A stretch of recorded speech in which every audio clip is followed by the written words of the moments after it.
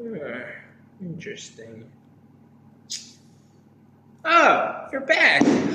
I missed you, man. How are you doing? Good. I'm glad to hear that. Welcome back to the Ethan Butler channel. Today, I've got a pretty interesting story for you. See, yesterday's story was all about my great-grandfather and the suffering that we put ourselves in when we create a prison in our mind. Now, today's story is going to be about my great-grandfather's son, my grandfather, David Lawrence.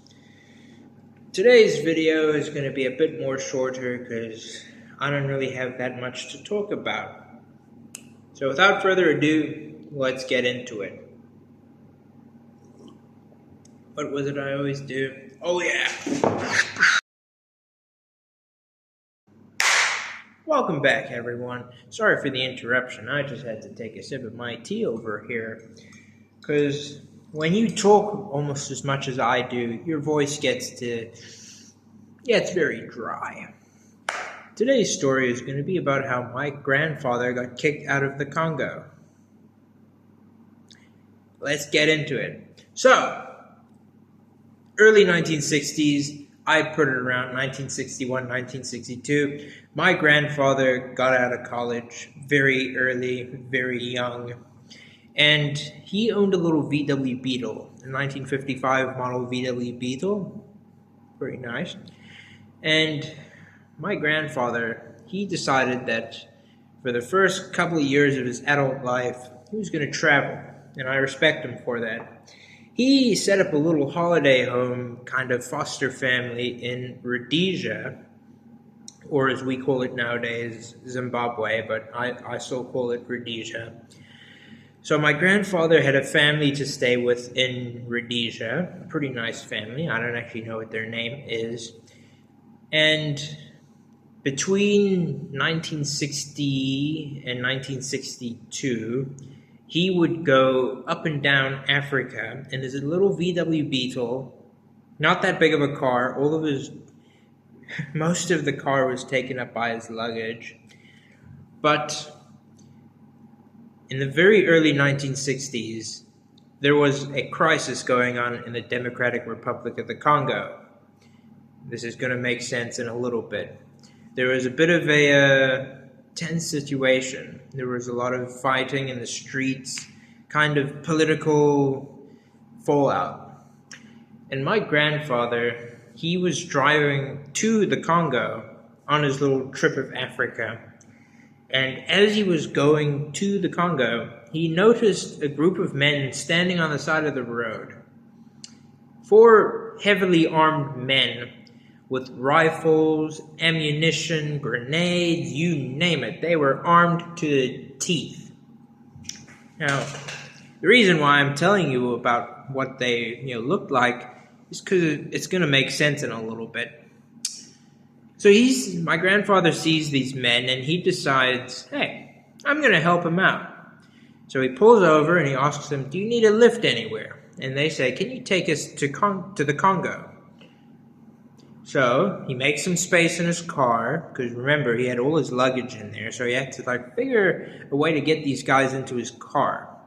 Now he's driving all the way to the Congo. He doesn't ask them what they're doing. They get to the Congo, and as is usual with any kind of border, you have checkpoints where the border agents look in your car to make sure you're not bringing anything bad into the country. So the border guard, he pulls my grandfather aside in his little VW Beetle, and as soon as he looks into the car, he sees a 18-year-old white South African boy and 4 heavily armed men. Now, I don't know who this border guard was, but thank the good Lord in heaven above, he did not arrest my grandfather right there and then. As a matter of fact, he said, you 4, get out of the car. You turn your car around and go away.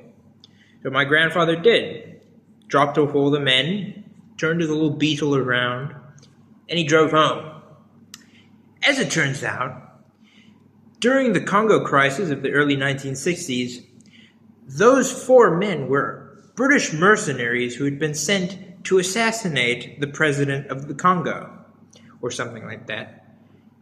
My grandfather transported mercenaries and almost brought them in with him. Yeah, I feel like my grandfather should have asked them what they were doing there and why they had all those guns. So, my grandfather arrives back to his little holiday home in Rhodesia, and he gets a letter from the government of the Congo. This letter was a permanent ban from entering the Congo because of the fact that he had almost brought mercenaries into the country. So that's how my grandfather got banned from entering the Congo. Let me tell you about how he got kicked out of northern Rhodesia, or as we call it nowadays, Zambia. So imagine this. You've just been kicked out of, the Congo, and so he keeps going places in Africa. And one day he comes back to Rhodesia, but in northern Rhodesia, he makes a little pit stop at a little roadside cafe, a little classic joint, like in the movies. Yeah, think of that. So my grandfather, just to give you guys a little bit of context, my grandfather really, well, actually all the men in my family, we all pride ourselves on our chivalry. I come from a long line of gentlemen. We all believe that women deserve, to be treated better than they are already. We all believe that ladies, they deserve nice things.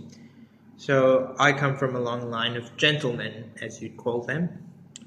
So my grandfather's sitting in this little roadside cafe, and he overhears a group of young Rhodesian men bullying this poor little waitress. Like, they were grabbing her, they were cussing her out, they were saying the most vile things to this poor woman. So my grandfather, he gets up and he walks right over to that table and he tells them, "Hey, you don't speak to anyone like that, let alone a lady. Who are you to talk to her like that? Stop treating her bad." So one of the Rhodesian men, he stands up and he gets right in my grandfather's face and he asks him, "What are you gonna do about it?" So a fist fight breaks out. My grandfather ended up punching that man over a table, not onto the table, not over the table. He punched him over a table. Eventually, he gets escorted out of the little roadside cafe by the cops. They book him. They don't really do anything about it, so he gets to leave. He goes back to his little, holiday home. And about a week later, he gets a letter from the Rhodesian government. As it turns out, the man that he had punched over a table was the nephew of a Rhodesian government minister. Fun. So now he had been kicked out of northern Rhodesia as well because he had assaulted the nephew, the family member of a government minister. Now, there is a reason why I do tell these stories. Don't do what my grandfather did. Please don't traffic mercenaries into the Congo or punch people in Zambia. I feel like it's just not good.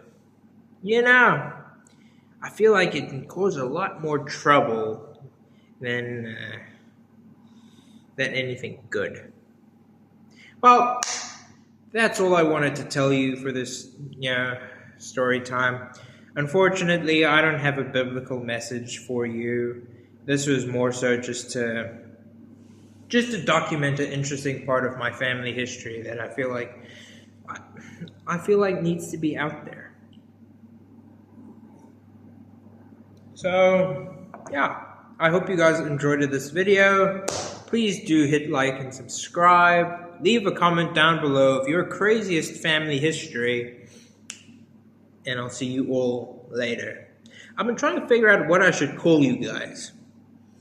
I've been thinking about either calling you Dear Believers, or if I should call you something like My People. Let me know down below. Leave a comment like that as well. Goodbye. I love you. God loves you.